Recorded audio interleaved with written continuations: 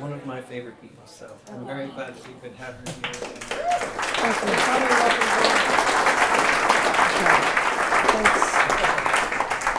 Well, I was going to thank a lot of the same things that Josh was thanking, but I really just want to thank Josh and VCP and BMAC for hosting this. But it's what a wonderful room to be in. There's so many of you, such a special community. I feel so lucky that I actually get to live in this town with this community, and VCP is just amazing. I think we're so lucky to have it. But nonprofit arts are great. Support them. Go forth. But thanks to Josh and Forrest and Enrico and Luke and Joan and all the VCP crew. And I guess I'll get started. So, oops. Well, we can hang out there. I'm going to do a slideshow to give you a sense of where the work in the book comes from. I'll show a short video, a beautiful little video that Enrico made from his visit to my studio, and that will show my process. Then I'll read a passage from the book, and then we'll do some Q&A, which is really my favorite part. So if you have any questions along the way, try to remember them and ask me when the time comes. And then we'll do some other stuff. But the slideshow that I'm going to do is based off of a Pecha Kucha talk that I gave last October at the Art at the Kent, where I was showing work. And the Pecha Kucha means chit-chat in Japanese. And a Pecha Kucha presentation, you have 20 slides and you have 20 seconds for each slide. So the whole thing is 6 minutes and 40 seconds, but I'm going to not do exactly that. I'll elaborate from that, but it'll be pretty close. But it went really well, and I just thought it was a good way in to see what my process is. My series, Now As Always, began in Philadelphia during the Great Depression, when my father took some photos on his street corner. That's his shadow in the lower left corner. He's probably 16 or 17 when he took this picture.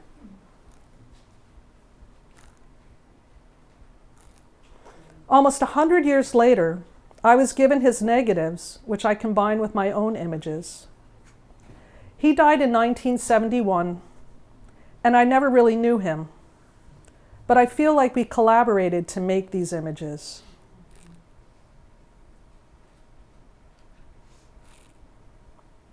He took pictures of his friends and neighbors and kids playing in the street.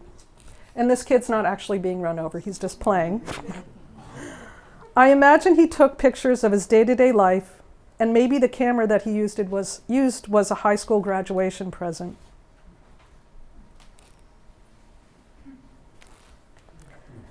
This is called Bound. It's a photogravure. In making this, I tried to let go of the facts in the original. I tried to transform what he saw into what I see.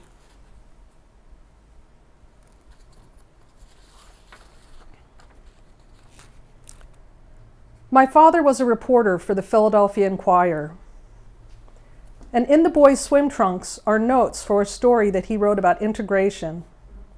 This image got me thinking about handwriting and the marks we leave behind.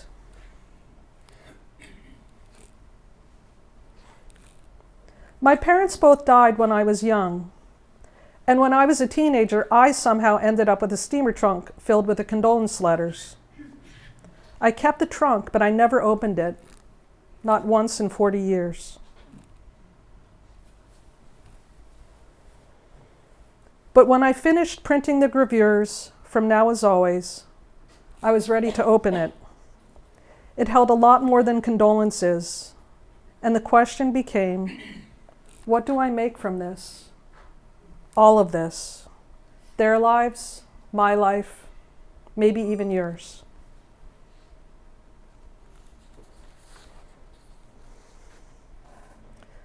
I found snapshots my father took of me and my brother and sister the summer before he died. I think he was trying to hold on to us with his camera.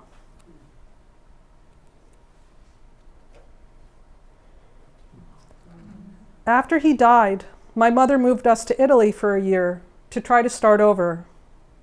That's me, my brother, and my sister, swimming in a sea of our mother's correspondence from Rome.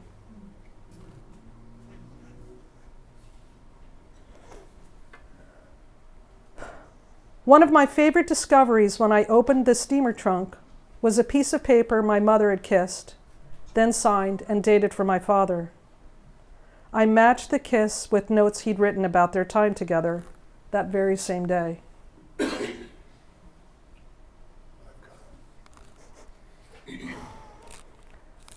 That's my mother's junior high music composition notebook, and that's her in the 1950s. She was a good musician. She played the piano.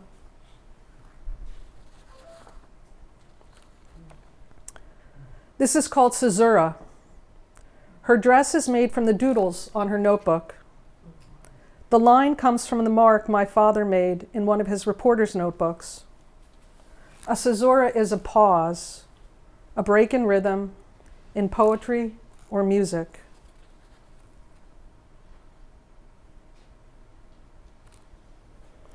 This is called Until. Shortly after they met, my mother sent love letters to my father. In my father's shadow is a poem made from those letters. And I'm going to read the poem. Until. And it's kind of in a post-Gertrude Stein kind of way, which if you don't understand, that's fine. But if you do understand, you know. Until a case of night, an ocean dune, and thou, and thou, and thou, and a dune, an ocean, an ocean roar, a case of beer, a case of night, case of sand, a case of night, and thou. Until and thou, a dune of sand, and thou, a starry night, an ocean roar. Until a case of beer, a starry night, an ocean roar, a dune of sand, and thou.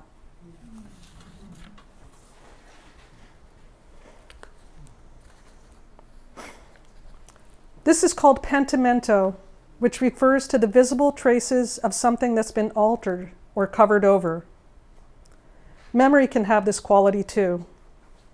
What we remember is often a copy of an experience.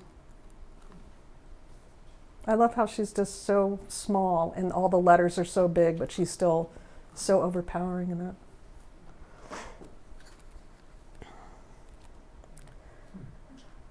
This is a 1940s photo booth picture of my mom, taken when she was a little girl. She grew up in a coal mining town in Pennsylvania. She left home the day after she graduated high school, and she went to study mathematics.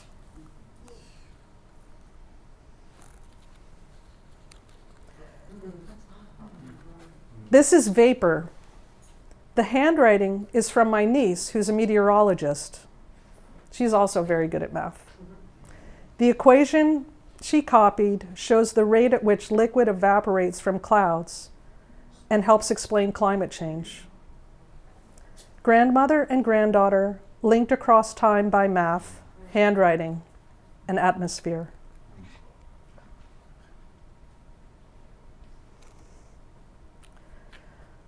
My father grew up across the street from Girard College, which was founded in 1833 to help poor white male orphans. The background is an article he wrote in 1966 about the school finally becoming integrated.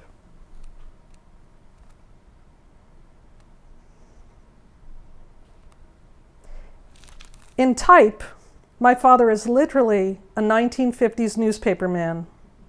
The image is composed of clippings he wrote about fraud in the GI Bill.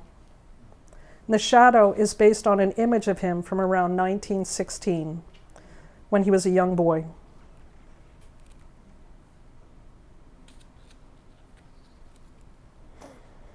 Here I used a piece of my father's stationery, which had notes about my mother on the back. I like how she's looking out a window. Looks like she's looking through a window at us. It's a window of paper.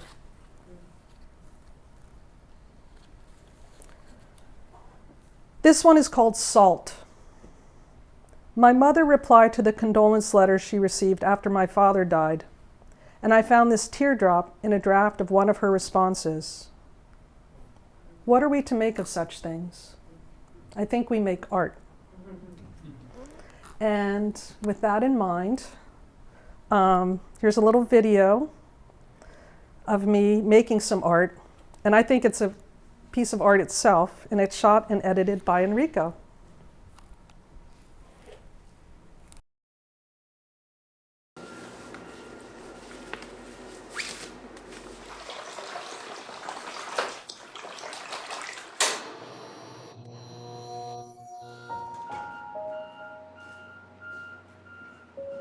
My process is so complicated that it's like a whole other level of minutia.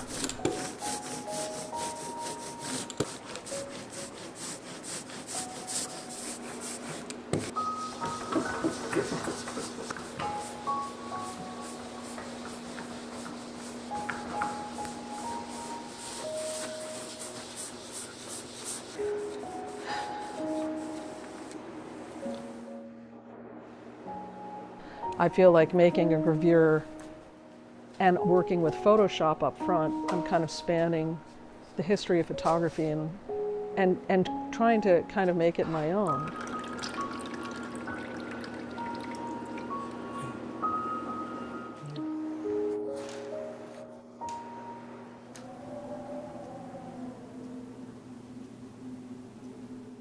The part of making a gravure, it gets me to slow down and to really think about all the tonality that's in there.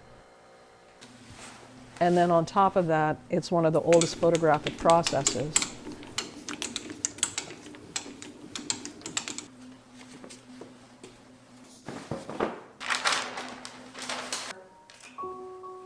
My work is so much about memory and history, and also kind of recreating that history from the past so that I can bring it to the present. My dad took these in 1962, and he shot all of his black and white film on his Minox camera. And this picture that I'm working with my mom is so small, I can't even. And this is what the picture was originally. You can see her hand there, but I gave her another arm in Photoshop. I'm working with handwriting and about the marks we leave behind. So I found this composition music appreciation book with music notes. I'm working with language, and I realized that music is really like language too. Math is a language. So I decided to put that into her dress in my Photoshop file. And then that line from my dad's reporter's notebook when he first met my mom. So this was all about my mom. That little emphasis that he gives. They're all different. And it feels like there's expression in all those lines.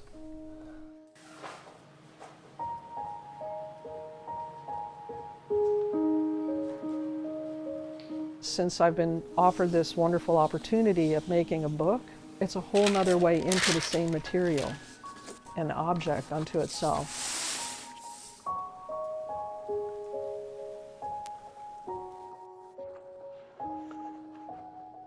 Now is always.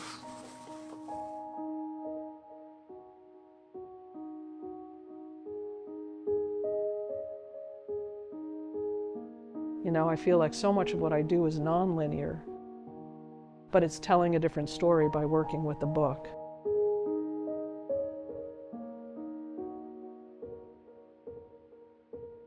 My beautiful mom.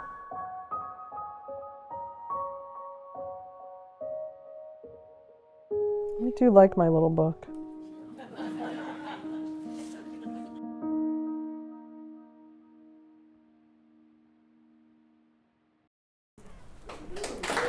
Yay! It's all him.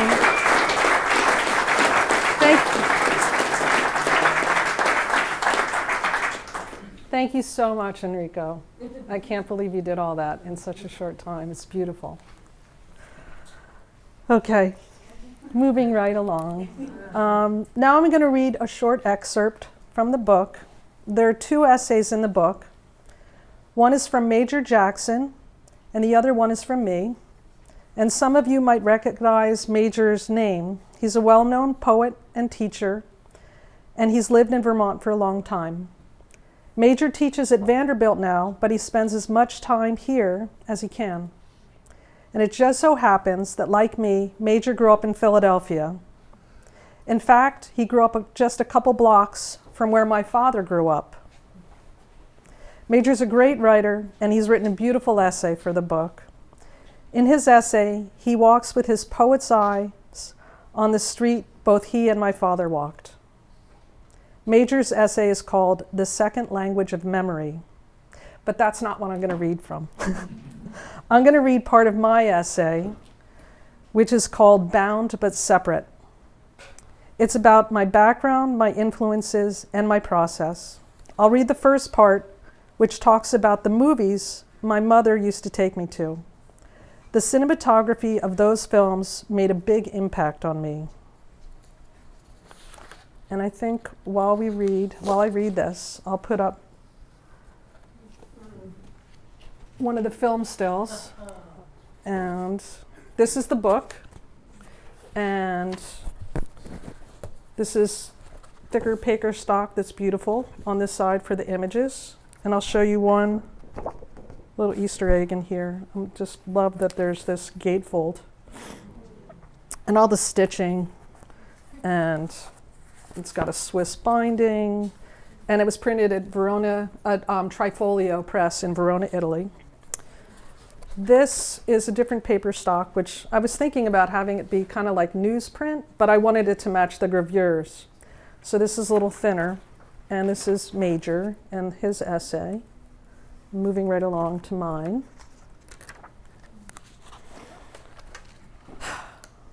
Bound but separate. I remember when I was 8 or 9, my mother would come home from work and yell up the stairs to see if I'd finished my homework. I usually hadn't, but I knew this was my cue to say, yes, let's go. Then we would head to the double feature at TLA Cinema on South Street. I would sit next to her as we watched back-to-back foreign films. I didn't understand the language, but that didn't matter. I had my mom all to myself, and we were having popcorn for dinner. This was in Philadelphia in the early 1970s. Those times with my mother and the films we watched are ingrained in me. That's where I learned that a single frame of film, just a fraction of a second, could hold an entire story. Like that moment in Vittorio De Sica's 1948 classic, Bicycle Thieves, when the father and son are heading out together to hang posters in the street. The two of them stand in the doorway, the father holding his not yet stolen bicycle on his shoulder, his smile broad and full of hope because he finally has a job, his son standing proudly by his side, wanting to be just like his dad.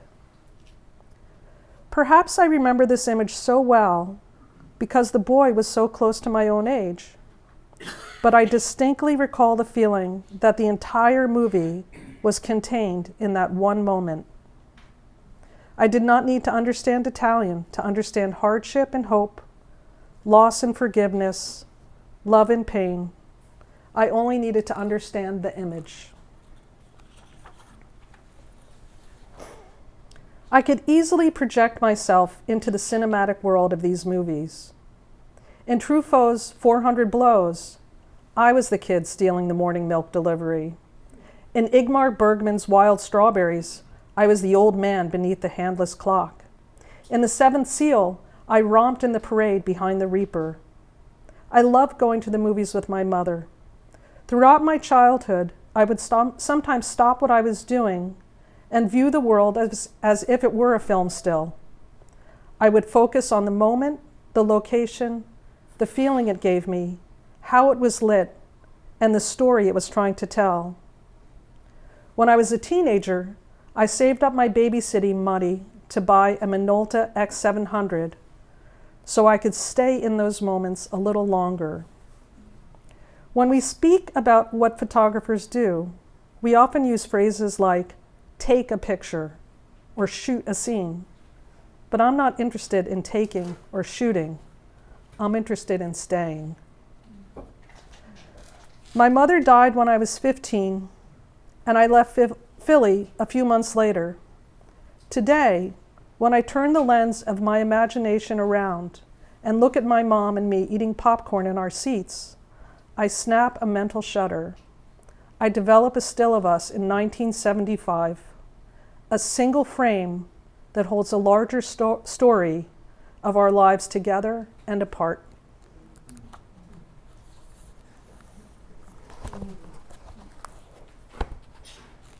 Does anybody have any questions?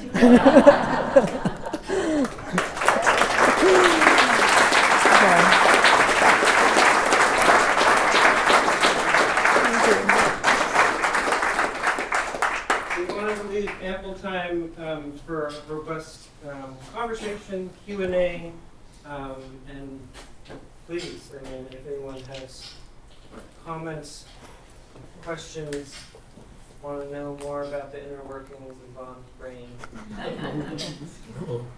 shout them out. I have a question. Good. You've given this talk a number of times, right? Iterations of it. Yeah, yes. I mean, for Now As Always, but all this stuff with the writing and everything, that's very new to me.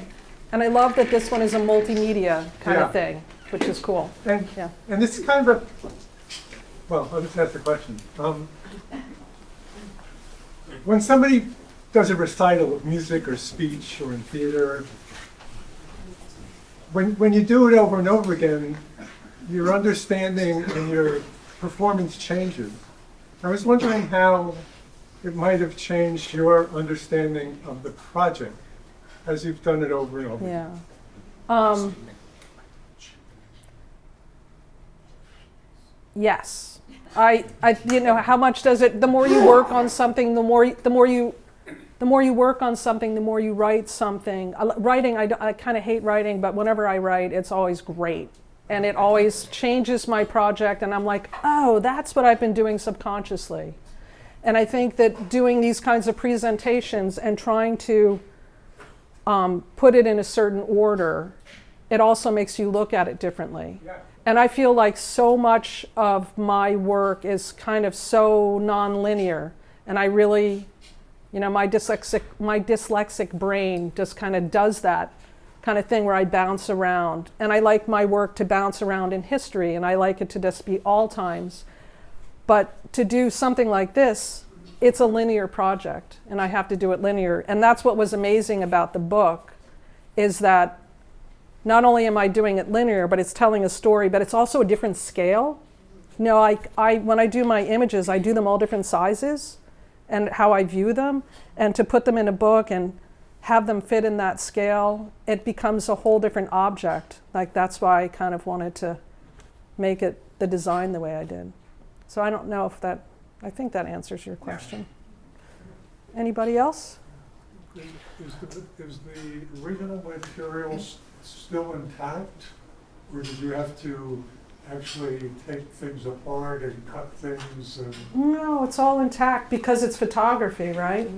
So I take a picture of it and then I throw it into Photoshop and I do my magic of cutting and blending and pasting and morphing and all of that in Photoshop, and I get it just the way I want it, and I find plugins and do whatever, and then it becomes that thing that's the old ink on my hand process, and you know. The original goes back in the box. Yeah, or I have a bunch of them out tonight too, you know. Yeah, but they're all still intact, and then I put them in a box, and then I take them out, and I'm like, what else can I do with them? You know, it's like my sandbox. So that's great. You talk about the book. So how did you get to, like, you had your images and your prints, and then what brought you to the book? And did you do the design yourself, or did you have somebody do the design? You know, I had a great designer help me along with it, David Skolkin. He's wonderful. He's one of the founders of Radius. But I really designed the book. I really designed the book, and he gave me the co-credit with it.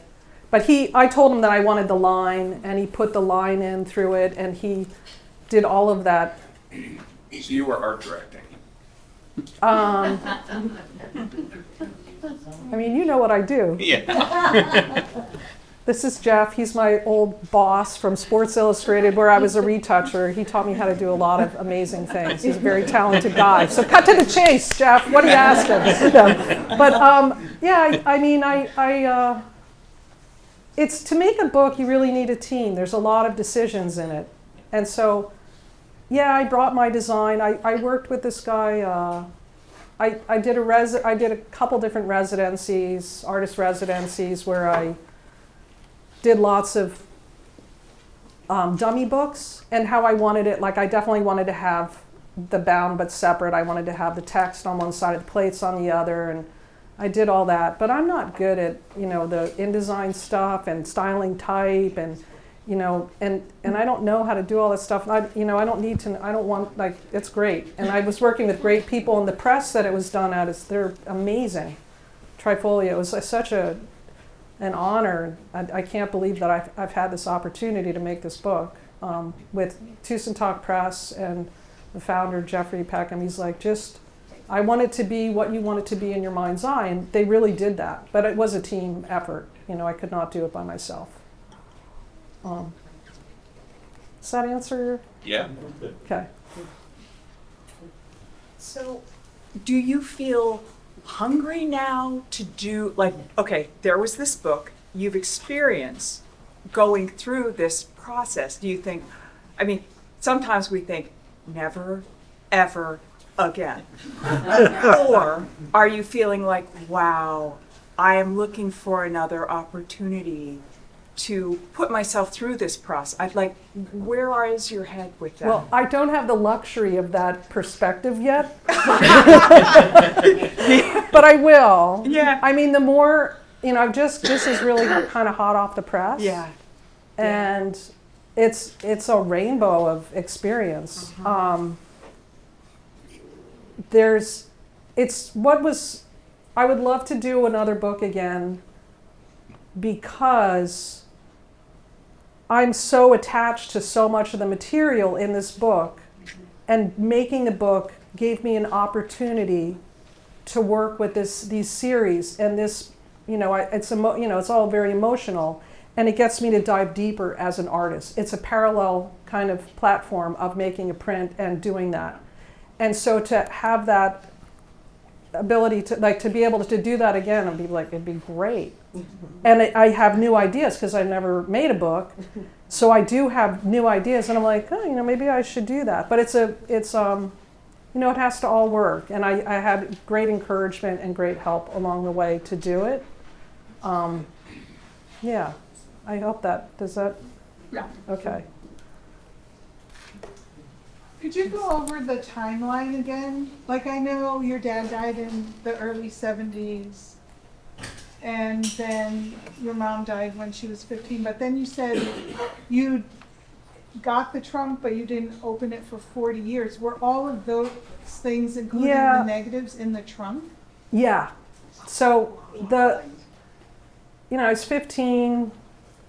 We lived in a big house with my brother and sister. We sold the house.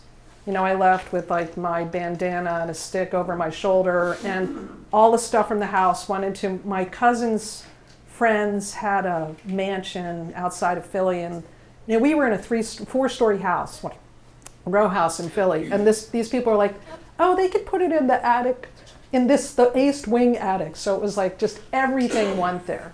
Mm-hmm. And from our house, we didn't really go through stuff, but we could store it there. And then so I just had a handful of things of my parents, or for my family. I was 15. I went to somebody sent me to Putney to go to boarding school, which was great. And then the people who had the mansion were getting divorced when I was 30, and we had to go and clean everything out in like a weekend. And we like put most of it on a curb, and you come back the next day and it was just gone. Like, people will take anything. But I had a little Toyota pickup truck, and I packed up like some stuff that was in this attic, and I crammed whatever I could in the back of the truck, and I took it back to Vermont. And one of the things that I just remember is, there are three of you, my brother, sister, and I, and it's like, oh, there's this, there's that, who wants this, who wants that? And then it was like, oh, the condolence letters. And my brother and sister were like, I'm not taking that. And then I was like, well, I don't want to say that I'm not going to take it, because then we're going to throw it away, right? So I put it in this trunk. And like in my mind, in my memory, Brian was there.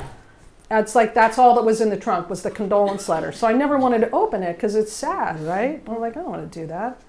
And then my sister, years later, my sister gave me, these negatives that my dad had taken when he was 17, and they didn't have any prints with them. And she's like, I think these are Daddy's. And so I had 92 frames of those negatives, and that's how I made the pictures of From Now As Always with the people in it. And those, I don't know who any of those people are, except there's one of my dad. And then I was kind of done with his people. I'm like, well, I want more. And Brian is like, you need to go to the trunk. And I was like, I don't want to go to the trunk. And he's like, I know there's more stuff in the trunk. Like, I was there, just go to the trunk. Like, you want more material. And at that point, I was old enough time had passed, and I thought, I can do this, and it's been really cathartic. So I opened the trunk, and then it's like, there's all the negatives that like, I didn't realize that there was all my dad's negatives. There's like all these slides, so he shot all of his color film in 35 millimeter slides with the contacts, and then he shot all of his black and white film with a Minox that Enrico put out here for us to see what that kind of camera was. And I had all this other stuff that I didn't realize I had, and then I got to go like, oh my God, what am I going to do with this? So I'm just kind of diving into that. Next book, right? Yeah, and does that kind of? Yeah. So, and how many years ago was that when you opened the trunk? Like 2 years ago? Wow. Something? 3 years ago? I don't know. There was COVID, and then I don't know what happened. But yeah. And then it's always artist residencies. If I can go to an artist residency, then I can get like a year's worth of work done. So it's like, I'm trying to like, was I in Monson, or where was I? So, but it was, yeah. So that's when I went to the trunk. It was after I had the inaugural show here. Mm-hmm. I think it was a year after that. So however long VCPs were in. Okay. Rhea? Sadly, I only know you through this book, from your opening show to showing at the college and showing here. Yeah. I don't know the rest of your work, unfortunately. I hope to know more of it. Okay. But what you're saying about shooting because you wanted to hold on to something, this is all very much about people. Have you ever approached place in that same way? Have you done work with your themes around place, or do you consider this place and people? In the first part of the book, those industrial landscapes that are in between all those people, because you have the book, right? I just Okay. In the first part of the book, there's either pictures with people or there's kind of places. And what I first did, the first image in the book is, I was a master printer of photogravures also for Paul Taylor and John Goodman. And so I really wanted to get back to, I worked at Time Inc. and I was a retoucher. But I took this picture with a cell phone, with a flip phone. And when I took this, I saw photogravure. And a bunch of things led me to be able to take a bunch of classes, and I learned how to do this green printmaking process at ZMA's. I started making gravures, but I made this one picture that I wanted to make, and I wanted to make a whole series that went with this picture. And so I started doing these kind of landscapey pictures, and there's more in there like that. And then there was one in there that had people, but I couldn't use it because it had people in it. It was the only one that had people. And I got a creation grant from the Vermont Art Council to do a new body of work called Now As Always, because I figured if I said Now As Always, it would fit with whatever I do, because you can never tell my time period. And then I had a residency at the Vermont Studio Center, and Brian was like, what are you going to do? You got it. You got the grant. You got to do the thing. And I was like, I'll do it. And I was like, I need people. And then my sister had given me the negatives with my dad's people, and I thought, I'll take his people and I'll put them into those kind of landscapey pictures. So all the people are from my dad's pictures, and all the backgrounds are actually my landscapey pictures, my industrial landscape, my like liminal space, between point A and point B. It's all places that everybody can travel through. Yeah.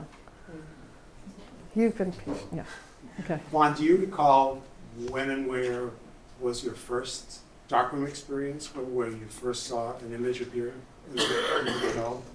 Yeah, I was my mom worked at the Marlboro Music Festival, and the photographer there, George Dimmick, was photographing the festival, and he taught me how to develop film, and that was my first print coming up in the developer. It was in that little dark room up there that I think Jock Sturgis made that dark room originally. I think he went to Marlboro and he made that dark room, but yeah, and I was 15. Yeah, I think it was 15. I might have been 16 at that point. And then you spoke a little bit about the process of photogravure, and I was wondering, you just explained that you took an image and you said, that's that process. But what is it about the process that has made you stick with it as the best expression of your work? it's the physicality. It's I get to move. It's a rhythm. It's a timing. And when you're wiping your ink, you got to go fast, otherwise it's sticky. And sometimes you got to go slow, and you have to look at the plate in the light, and it has weight, and your paper is wet. And, I don't know, it's like a dance. And I listen to music all the time when I print, and I have to have a certain tempo and everything. I don't know. And you've done a lot of alternative photographic processes and sort of landed with this one? When I was in graduate school, I dabbled, because I had everything at my disposal. But I really like gravures. I mean, I could do something else. I don't know. I like this. But I do also have a different series that I have a pseudonym of these things that I do that are just kind of bright, colorful, cheery, poppy, stupid, that I do actually have those, and those are kind of like a cleanser, it's kind of good. But when I want to get into it, that's what I do for now. I mean, maybe something else will happen. Okay, are we getting close? Can you, just to tag on to what she just said, can you just talk a little bit about how you've adapted the process? I mean, with the whole thing with the inkjet printer is really cool. And it's crazy. Yeah. I love that Enrico's opening line for me is the minutia, the different level of minutia or something of what I do. Because I'll just work with anything, man. I'll make any broken printer work, and I'll take anybody's expired plates, and I'll do new curves, and I don't even know what I do. I just make it work. I find it. I mean, I think that's what you do as artists, right? You find your material and you just kind of cram it into the box that you want it to be in. But I love this process because it's a green process. I mean, it's what really made me I know that could be it's like everything, right? But it's like being a vegetarian wearing a leather belt, But I do, I do love that I use Dawn dishwashing liquid that's what I use to clean everything up. And I like to use alcohol to clean my press bed, and I don't need to, but I just like to do it. But that's probably the nastiest thing I have in my studio, and I don't have to work with asphaltum for photogravures. I don't have to work with acids, I don't have to figure out how to neutralize everything. I do actually zap my water, when I etch my plate, I guess to etch my plate, it's just etched with water. I'm not giving you guys the full thing. Sorry, I'm going out of things, but I'm etching my plate in water, and I do now zap that with light because I do feel like that might be neutralizing it. I could talk to Liz about that. So, I don't know. That's a really big, deep question because I don't know what it is I do. It's really intuitive. Do you only use copper plates or do you use polymer plates? It's polymer. It's a It's a polymer plate. It's all polymer. It's not copper. Oh, cool. So the polymer plate is etched with water, Yeah. Okay. and the copper plate is etched with acids. Yes. Yeah. And it's and it's it's light. You just expose it with light, and it's direct. Yeah, we can talk afterwards. I don't want to bore everybody. Okay, maybe take just a couple. Okay, go ahead.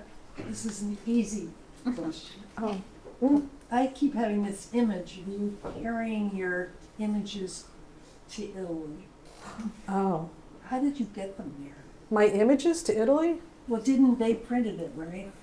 We transferred. What is that? I did send them match prints. I had a big thing with my publisher about this, kind of. Not a big thing, but he's like, you should send all of your gravures. And I was like, but it's not gravures. I want them all to look the same. It's different. It's a book. They're going to be on a different substrate, a different paper. So I printed everything digitally on paper that's similar to the paper that I'm printing on. I got the color the way that I wanted it as a inkjet print, as a pigment print, and then FedEx. I sent them off. I did them all to size, and I sent them off. So you did the printing. Yeah, that's what I do. And I did all I have really clean Photoshop files, and I gave them all my digital files to use, and I gave them really good masks and stuff. I did. I do have a collector's edition of the book, which comes with a gravure print, and that I did carry those over to Italy with me. So, yes. So there's the trade edition and the collector's edition, but yes. So behind the glass scene is the gravure print of Reverie. That's in there. There you go. Okay, sure. So why don't I if there's another question, maybe I could take that and we could wrap it up and I can let you guys go enjoy the rest of your set. Oh, well, actually, I don't want you to do that. I want you to buy books. I also have a portfolio with gravure prints in it if you want to see what those look like. There's maybe some snacks or some cider. You can hang out. Yes, please. And thank you guys. We give her another round of applause.